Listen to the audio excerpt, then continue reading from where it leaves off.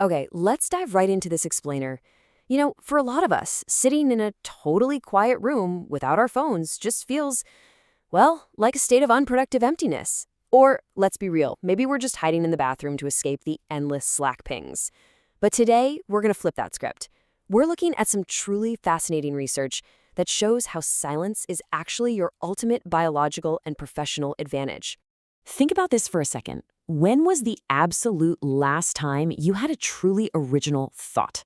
Seriously, if you're constantly optimizing your time by consuming content, blasting audiobooks, scrolling feeds, skimming articles, your brain is locked in input mode, not create mode. It sounds totally counterintuitive, but constant input actually kills creativity.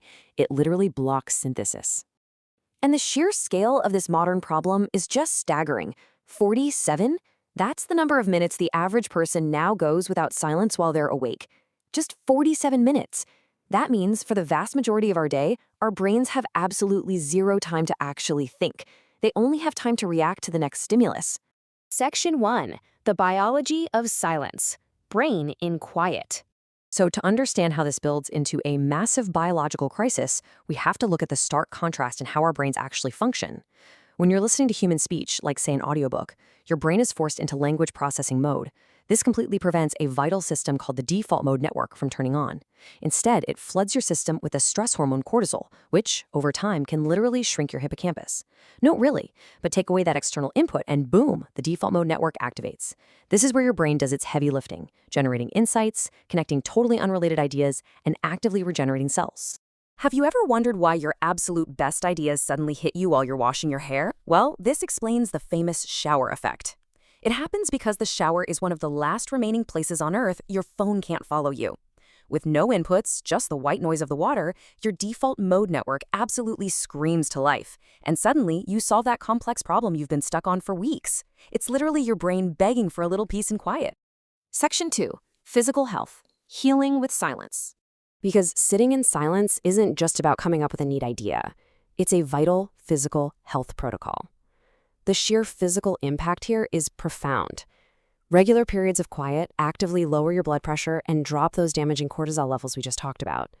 It pulls you out of that state of chronic stress, which means you're physically prepared for high-stakes meetings and complex professional communication later on. But the craziest part, it promotes actual cellular healing in the brain. To put a concrete metric on that healing, 2.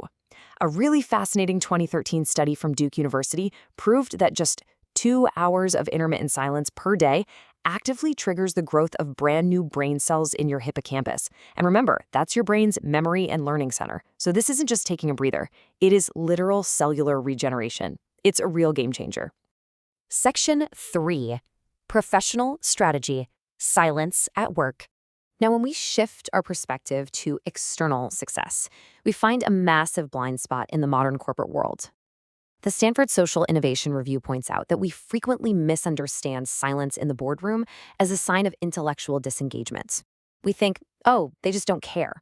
But in reality, it very often signifies deep listening and strategic processing. Looking closely at the research, we see a super interesting cultural divide in how communication is perceived. Western assumptions generally equate autonomy and engagement directly with speaking up, right? Visible self-expression. But East Asian norms often utilize silence strategically. In those contexts, silence is actually a marker of deep cognitive processing, immense respect for authority, and deliberate thought before taking any action. To make matters worse, Stanford researchers warn that without creating these pockets of silence in our workdays, we develop what they call an epidemic of continuous partial attention, because we are just constantly bombarded with emails, notifications, and endless chatter. Our brains are stuck at the surface level. We literally never fully engage deeply with any single project, or, for that matter, any individual colleague. Section 4. Power of attunement. Deep connection.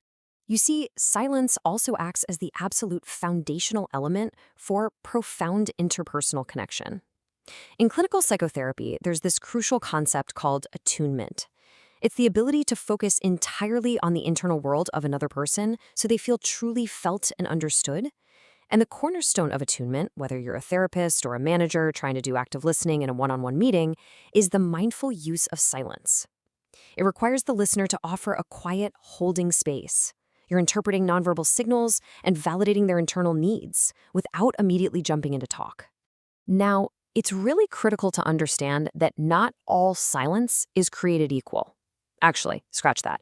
It's more like there are entirely different flavors of it. In therapeutic and professional settings, experts distinguish between productive silence, which fosters deep reflection, insight, and emotional expression, and obstructive silence. Obstructive silence is what signals anxiety, withdrawal, or an intentional blocking of the conversation. Mastering professional communication really means learning how to stimulate that productive, reflective silence in the people you work with. Section 5, Silence Protocol, Strategic Quiet.